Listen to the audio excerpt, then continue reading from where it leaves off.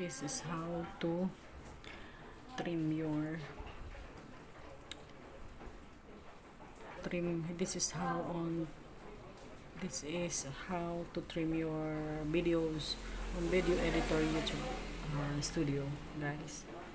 So I'm going to show you how to this breaks this pointers is this one is the one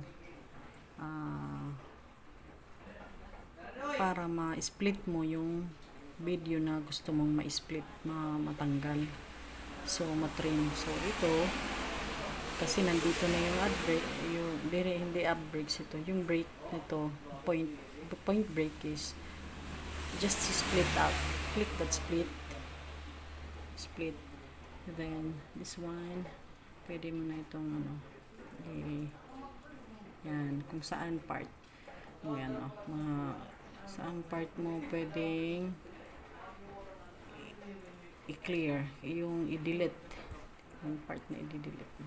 Yan ang i-delete natin na part. So preview, click preview, yan, click preview, then ganun na preview na siya. So save dito mo i-save niya. Though process na siya, pwede i-save na dito, click save. So while processing, video is being processed, may nakalagay sa baba, please check back later. So check back later, ipaprocess pa yung yung ginawa mong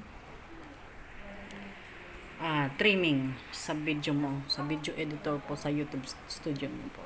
Yan, ganyan lang po kasimple yung natin, yung pag-trim ng video.